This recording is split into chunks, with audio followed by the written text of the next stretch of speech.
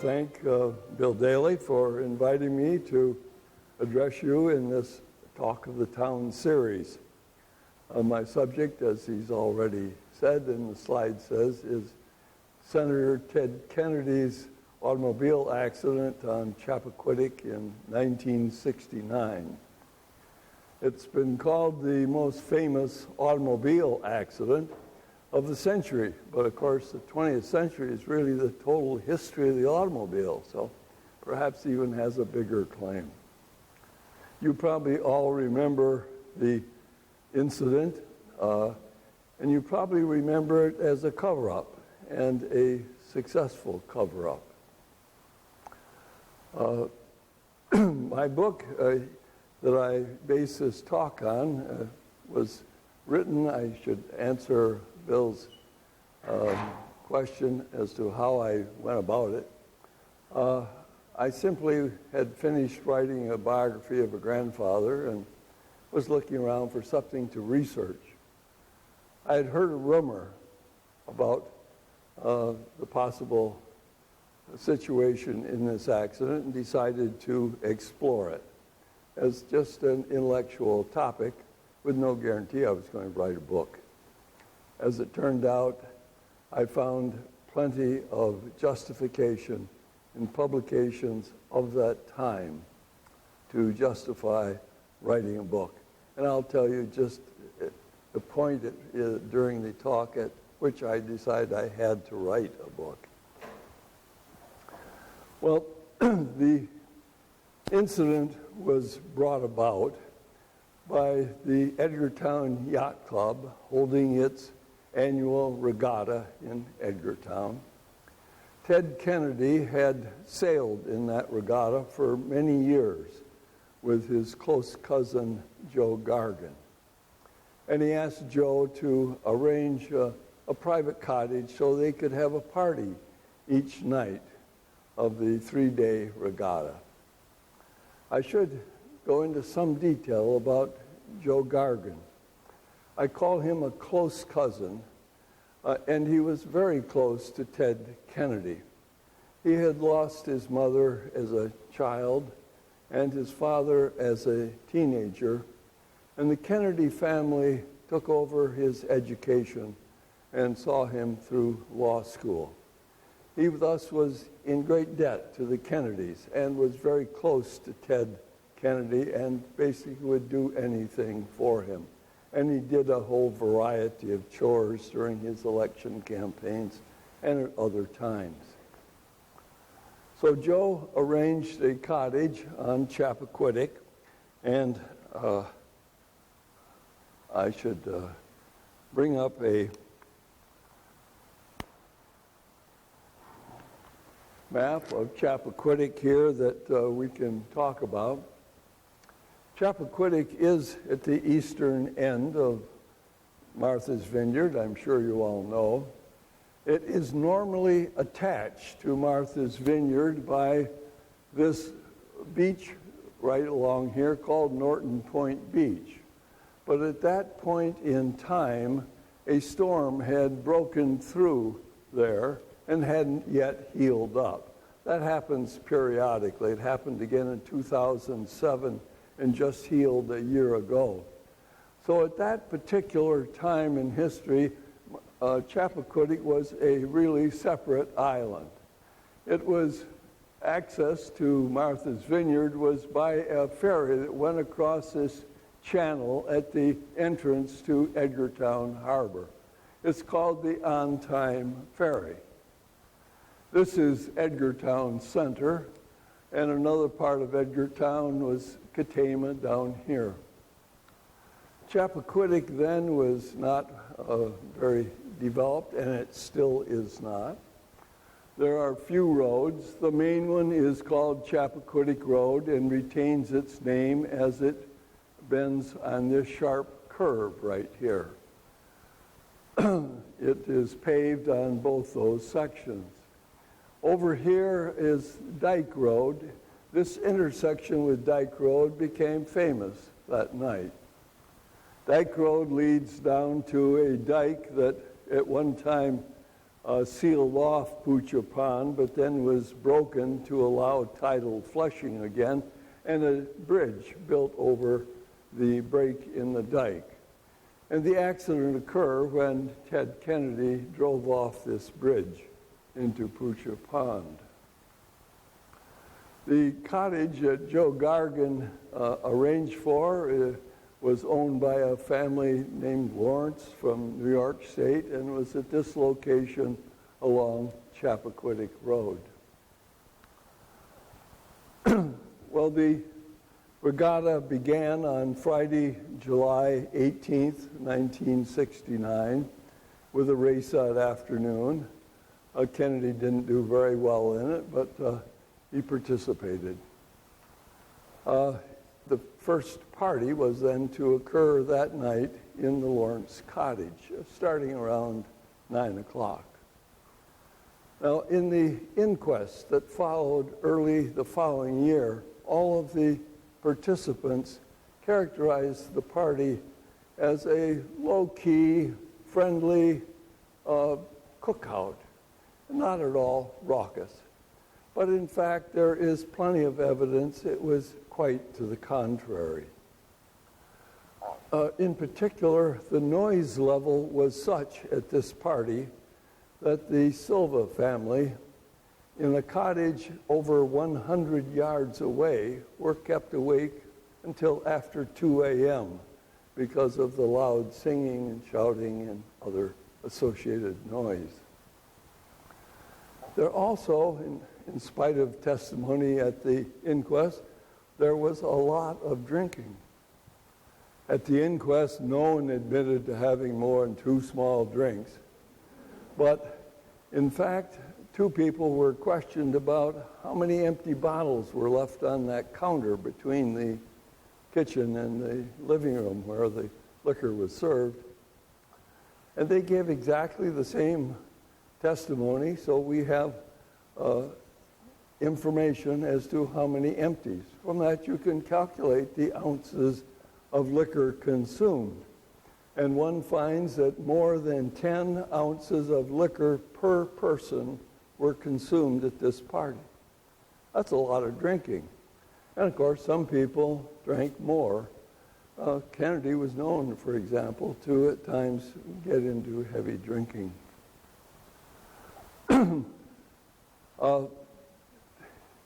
Perhaps the best characterization of the level of inebriation was that they had reservations on Martha's Vineyard for the night.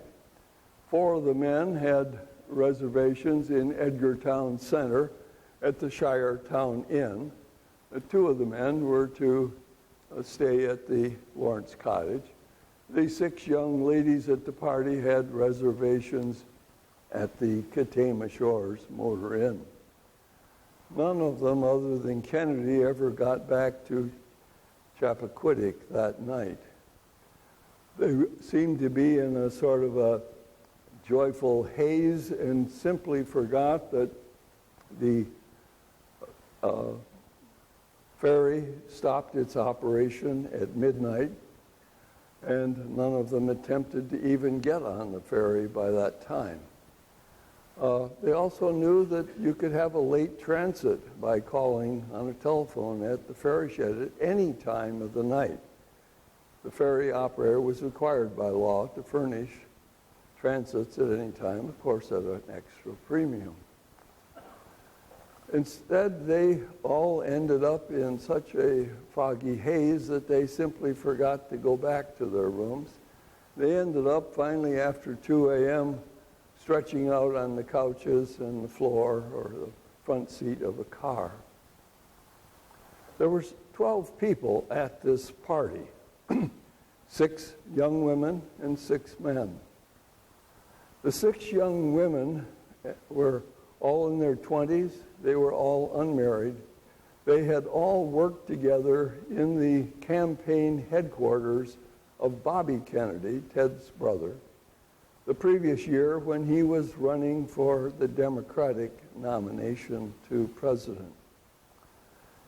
And it was a high-pressure job. The campaign headquarters was referred to as the boiler room. So these 6 young ladies soon were tabbed in the newspaper as the boiler room girls. They had actually been invited up to Ted's home in Hyannisport the previous summer to help them to adjust to their grief. They had bonded tightly together in their work, and with the assassination of Bobby in June of 1968, they were even more tightly bonded in their grief. Ted invited them up to his place for a weekend of sailing and socializing as a help for their readjustment. And of course, Ted needed a lot of readjustment in his grief that summer. So in a sense, this was a reprise party for those 6 young women. The 6 men were older, 40-ish, except for one. One of them was Kennedy's chauffeur, Jack Crimmins. He was around 60 and a bachelor. The other 5 were married. Their wives did not attend this party. Ted's wife, Joan, was at that time pregnant and having had a miscarriage in the past, was being very careful staying home. But this situation of older married men without their wives and young unmarried women led to a variety of lurid suppositions, mainly. There was lots of imagination.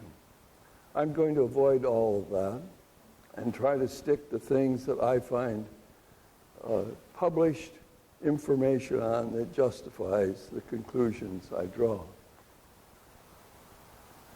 Well, during that night, evening, and I might say one more thing about just how happy-go-lucky that party was. 2 of the young women were observed during the evening doing what the observer called a hoochie-coochie dance down the center line of Chappaquiddick Road. So this clearly was not a low-key cookout.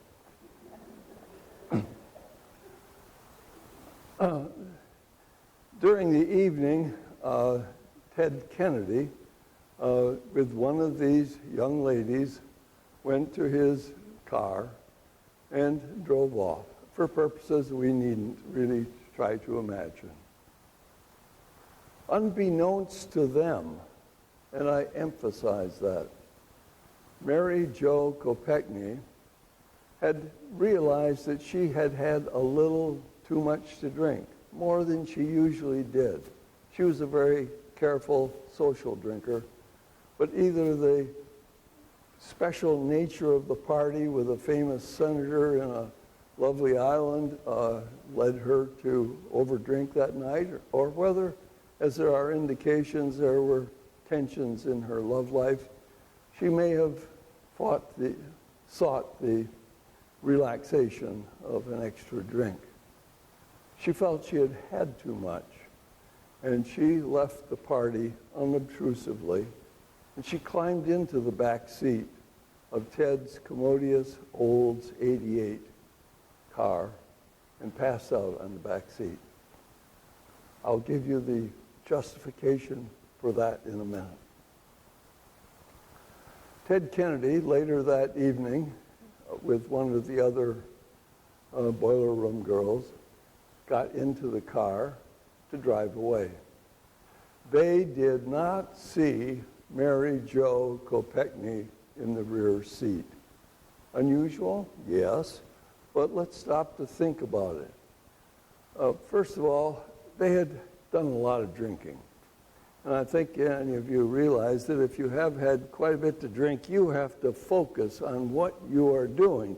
You're not just open to all perceptions of everything around you. You're focused on what you must control yourself doing. So they wouldn't necessarily be examining the back seat. Furthermore, it was a dark night. The moon had set at 10:30, 2 hours earlier.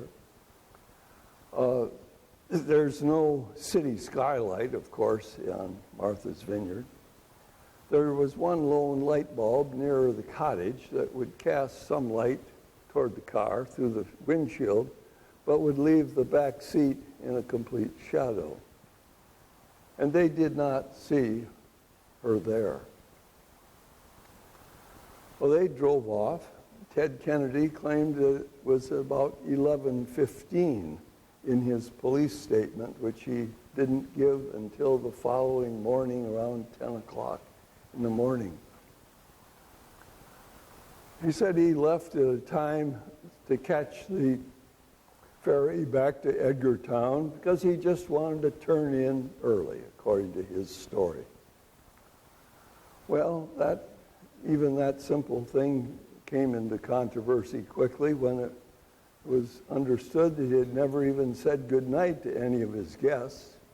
And even more definitive was that the person he claimed to be in the car that he knew about was Mary Jo Kopechne. In his story, he placed her as his companion in the front seat in his police statement.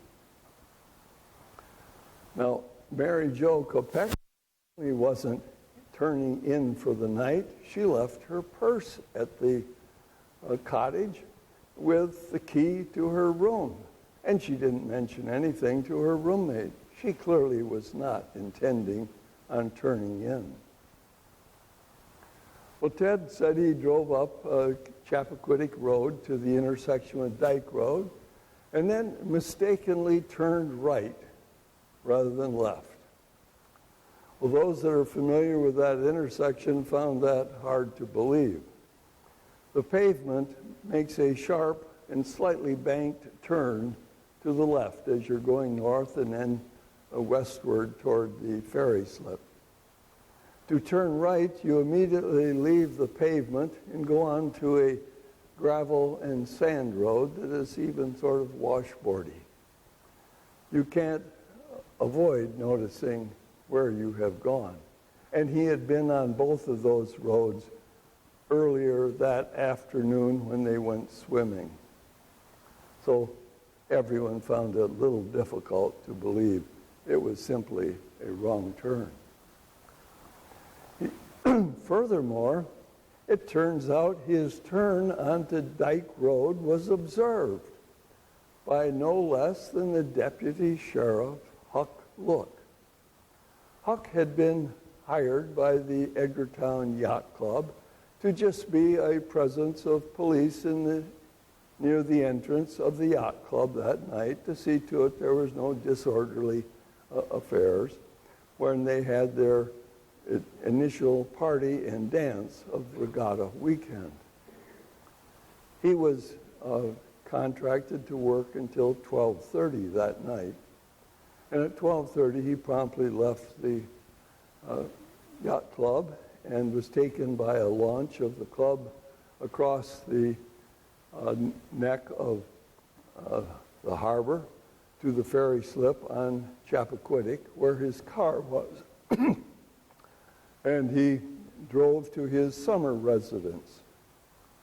As Huck Look was turning south at this intersection right here, his front headlights scanned a large, dark car that he saw a man driving and a woman in the front seat. As he completed his turn, he noticed that that car went straight ahead onto a little stub of a road often called Cemetery Road and stopped.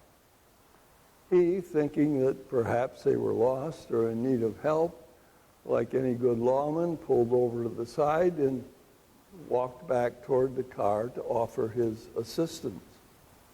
As he got in view of the car, of course he was in uniform, suddenly the car backed up as if it didn't want to deal with an officer, backed up quickly and then roared off down Dyke Road in a cloud of dust.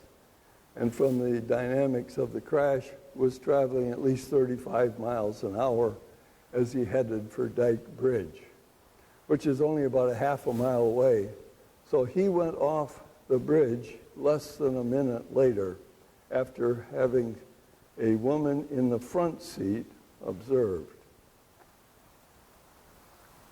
Huck Look also said that it couldn't be a quarter after 11, as Kennedy claimed. It had to be a quarter to 1 that the turn there and the accident occurred. Well, Kennedy, in his police statement the next day, said simply that his car went off the bridge. No more detail. The bridge, as you can see here, has a slight left turn, about 27 degrees. And Kennedy's car, from its tracks, showed no deviation to turning left. It went straight off the edge of the bridge, leaving tracks and a gouge in the rub rail. There were no guardrails on this bridge at that time. As the car left the bridge, its front right wheel dropped first, starting the car to rotate as it shot off in the air. And it hit the water flush on the passenger side, crushing the metal of that entire side of the car in several inches, and totally shattering the windows in the two doors, which were made from tempered glass. And when they shatter, they break into tiny, very sharp-edged shards of this sort. Anyone sitting in the front seat would have been thrown toward that window as it hits on the water at just the moment the window is exploding in. The person there could not have avoided having what crash experts call dicing, small scratches and cuts from the rain of these shards of tempered glass. Well, the car bounced off the water, sort of like a skipping stone can bounce, continued to rotate, landed on its top, and sank engine first, and ended up on the bottom with the engine touching the bottom, but at an elevated angle because of a large volume of air trapped in the trunk. The car actually was in only about 6 feet of water. The window on the driver's side was found open. The window on the passenger side was blown out. And apparently both Kennedy and the front seat passenger exited their respective windows. Kennedy, in fact, while saying he couldn't remember that, in fact, said that to his own physician. They were within 3 feet of the surface, so one stroke and they're up into air. I don't want to belittle the fear that they must have been under such a circumstance and the difficulty, but yet the getting out was not really Herculean either. And a couple of swim strokes would take them to the shore. Now, they did not know that Mary Jo was in the car. They both thought, we have survived. Well, let's catch our breath and go back toward the cottage. When the wreck was found the next morning by 2 fishermen and the authorities notified, and the water rescue expert, John Farrar, rushed to the scene, wondering, in fact, if a rescue were possible.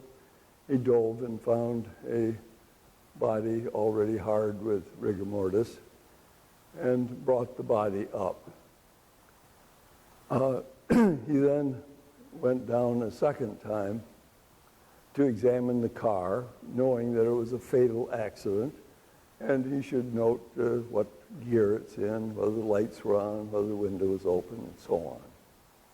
In doing that, he found a woman's purse in the front seat, a flowered, uniquely shaped purse. They looked in it, and they found the name of Rosemary Keel. In fact, they at first thought the dead person was Rosemary Keel. That was quickly corrected by Kennedy himself when he was called to the police station. Let me mention, though, about the body of Mary Jo. It was greatly argued at the time as to whether she drowned or whether she suffocated. Her body was found in the overturned car, gripping the edge of the seat, and with her head tilted back, with her nose as close to the floor of the car, since it's overturned, into the footwell where the last bubble of air would have been.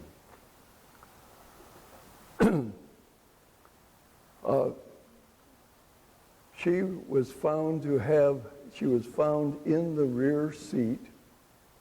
And let's remember that when you come to a rapid halt, loose things are thrown forward, and there were no seat belts. So no person, as your car came to a stop, is going to be thrown from the front seat to the back seat. But even more definitive that she was always in the back seat is the fact she had no injuries of any sort. None of this dicing of the face that had to have happened to the front seat companion. She had no cuts, no scratches, no bruises, no broken bones, no injuries of any sort. Mary Jo Kopechne was in the back seat at the time of the accident, and a woman had been seen in the front seat less than a minute before the accident. That information was known within days, and that really says there were two women in the car, and it's worth exploring further. Now, Rosemary was asked about this purse. How did her purse get in the car? Well, she said, I went on an errand in that car back about 9 o'clock in the evening with Charles Tretter, one of the other guests. We went back to Edgartown to get a radio for the party. At about 9 p.m., when it's already dark, the sun has set by almost a half an hour. Well, let's think about that alibi. Chief of Police Arena accepted it and let it go. The questioning at the inquest was minimal and not probing. So let us think about it. Let's say that she did forget it and leave it there, and that one of the other of the 5 boiler room girls got in the car. Well, they would have known each other so well, they would have said, oh, here's Rosemary's purse. Let me take it into her. Especially if they really were leaving for the evening. Only if Rosemary herself got back in the car would it have stayed there. But it turns out there's even published information, an interview of the neighbor, Dodie Silva, by a reporter that seems to indicate she never went on that errand.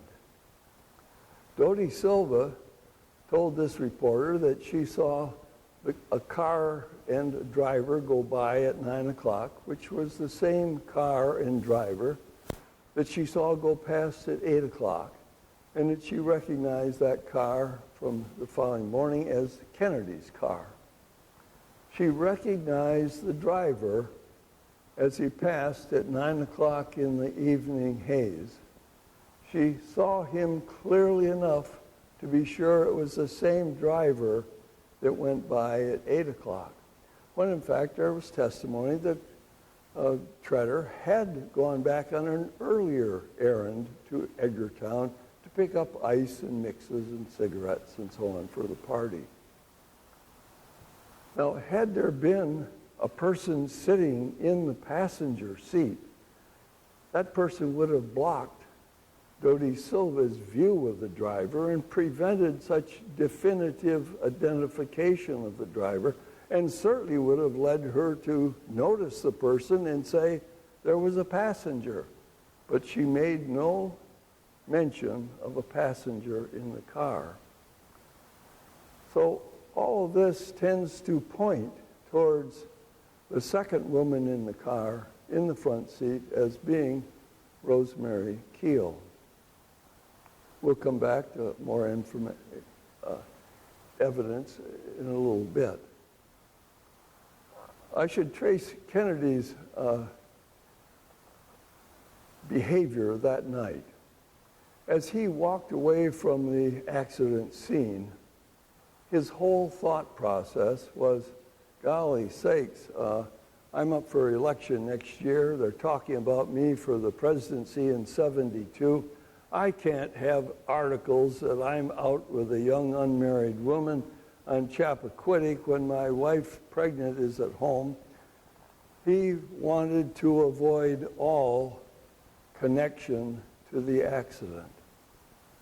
And he knew how to do it. He would ask his close cousin, Joe Gargan, to say that he had been the lone driver in the car that night and had had the accident, and since it was late at night, he wouldn't need to report the accident till the following morning. Now, that was published twice, first in Jack Anderson's column, and later by the Boston Globe Spotlight team, in each case being attributed to reliable sources who wish to remain anonymous. So there is evidence that Joe Gargan agreed to this, because at this point in time, the accident was regarded as a one-car, unobserved, no-injury automobile accident. So Kennedy, when he got back to the cottage, asked Gargan and Paul Markham, one of the other attendees at the party, to take him back to the ferry slip so he could get to Edgartown. And he was insistent, I need to go to Edgartown. I want to go to Edgartown. They had another car at the cottage, a white Plymouth Valiant, and they drove him up Chappaquiddick Road and over to the ferry slip. His police report did not say how he got across the channel. The ferry had stopped running and he didn't want to be seen. He later, in a television address, claimed to have swum the channel. But he mentioned the tide effects, which was absolutely opposite to what it was at the time he swam, so that part of the story seems doubtful also. They probably found a skiff on the shore and took him across to the lighthouse point there, which is a Rolney Point, where he could land unobtrusively and make his way back to the hotel. He made a point of being seen by the manager of the hotel and asked him the time, saying he had lost his watch. And the hotel manager said it was 2:25 in the morning. So Kennedy went to bed thinking he was home free. He had avoided all connection to the accident. He got up the next morning, got a paper, made a phone call, came back to his room and bumped into the people in the next room over, Paul Richards and his wife Marilyn. Richards had actually come in first in that Friday afternoon race. And so they sat down on a bench outside their rooms on a deck, chatting away. By the testimony, Kennedy was his usual relaxed, amiable self. He had no worries at this point. Then, suddenly, Gargan and Markham rushed up on the deck. In the words of the Richards, they were soaking wet and asked to talk to Kennedy in the room, and loud talking ensued. Why were they there? Well, the previous night when they let Kennedy off at the ferry slip, Kennedy specifically, and there was testimony to this effect, asked them not to mention that there was an accident yet. They wanted to work the details out before making it public. So don't admit to the people at the cottage that there was any accident. So when Gargan and Markham got back to the cottage, it was a little difficult, and the answers they gave, which were repeated at the inquest, were absolutely nonsensical, but were also accepted by the people there, to the judge's amazement at the inquest. But when they came back to the cottage, they learned a second thing had happened. Mary Jo Kopechne was missing. They knew nothing about that.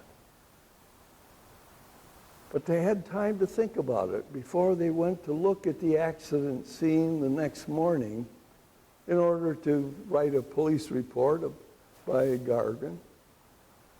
They were thinking, I'm sure, well, we have two peculiar happenings, an auto accident, a disappearing person that happened in a short time, in a small group, in an isolated situation. Maybe they're related. And from them being soaking wet when they arrived to see Kennedy, it is clear they got in the water and they saw the body of Mary Jo in the car. Well, I'm sure Joe Gargan was mad as a wet hen, thinking that Kennedy was pushing off a homicide on him. And that's why the loud language occurred in his room. But I'm sure Gargan immediately realized that Kennedy was totally surprised. He had no knowledge of Mary Jo being there. He was shocked. But now he had to own up to being the driver. Gargan wouldn't do it now. So he had to come up with a new story. But the new story had to be even more complicated than the first story because it had to cover up the false alibi that he had set up to avoid all connection to the accident. That was tough. He went over to the public phone at the ferry shed on the edge of Chappaquiddick, where there's a public phone, but there would be some privacy, and talked on the phone with his chief of staff in Washington, other advisors, various lawyers, family lawyers, trying to figure out what on earth he could do. He obviously had not really decided how to handle it when the ferry operator came over and said, "Do you know that Kennedy's car has been found in Pucha Pond?" At that point, Kennedy realized he had to go and give his police report. By that time, it was 10 in the morning, some 9 hours after the accident. And the story he came up with was that Mary Jo, the dead young lady in the back seat, was in fact his front seat companion, and that he had dove repeatedly to save her. And only in failing that, he said in his police report, the most unbelievable part of the whole thing, he then simply walked back to the cottage. No one, absolutely no one would have simply walked back to the cottage if they knew a friend was drowning and had just been struggling to rescue her. Any person would have hammered on the door of even a darkened cottage nearby to awake somebody, to get some help. In fact, the two nearest cottages, one on each side of the street, had a light lit all night. But he didn't stop because he didn't know there was a problem at that point. This most crazy bit of his police report is also true. He did walk away, but the reason he could was he didn't know that Mary Jo was in the car. Now he was in a real pickle, and headed immediately after the ferry operator had told him that news for the police station, found that Chief Arena was looking for him, and he, with Paul Markham, spent over an hour writing a 250-word police report. Obviously, he was still thinking of what on earth can I say. That isn't very much writing for an hour and some minutes long.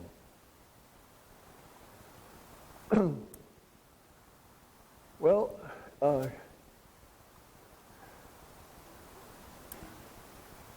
Kennedy's ordeal didn't end there, of course. There was an inquest called that started early the next year, and all of the participants at the cottage were questioned, many of them rather poorly. And in my book, I make a number of new revelations about that inquest that are not complimentary to the process.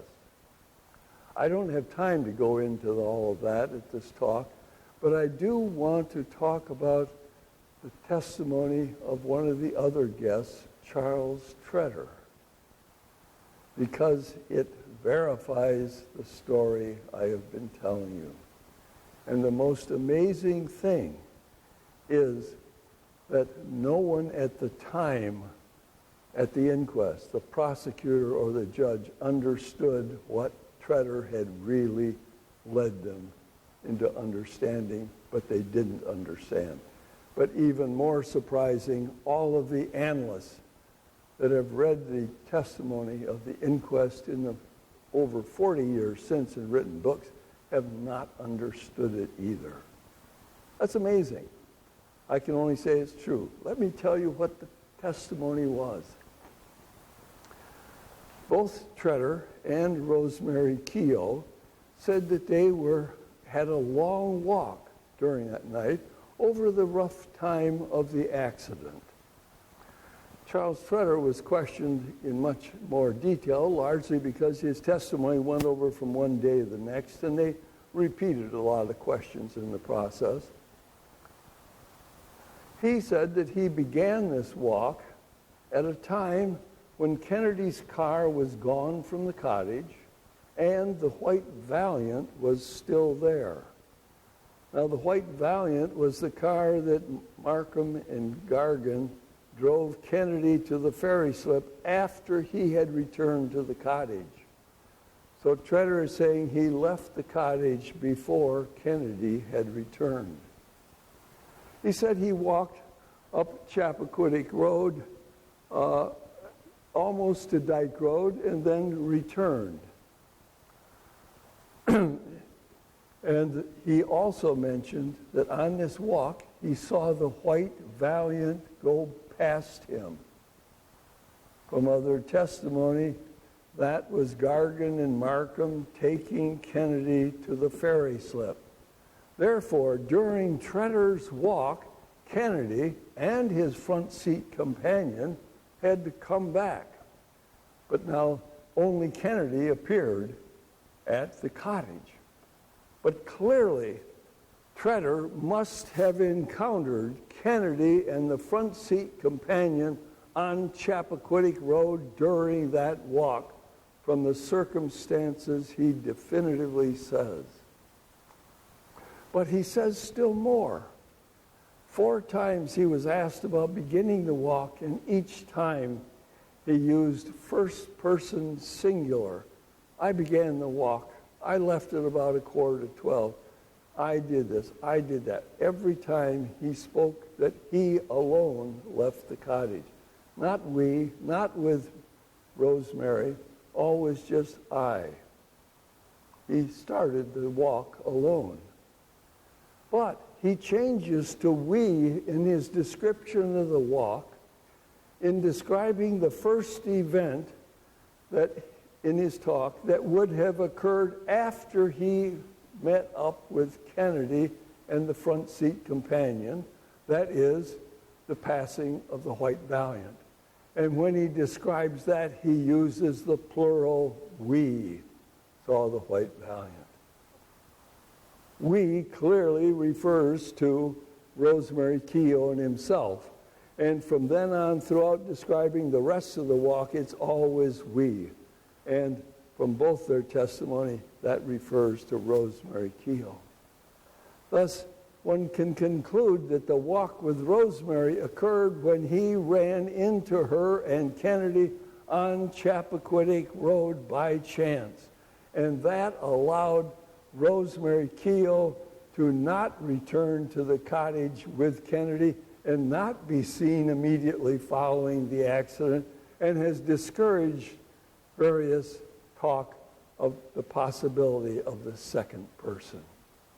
And the testimony of Tretter answers all of those questions. Well, one last remark before questions. I have an epilogue in the book, and it goes into what Rosemary Keown said later. She was a good, close friend of Mary Jo, and for a variety of reasons, you can sort of feel that she's always wanted the story told.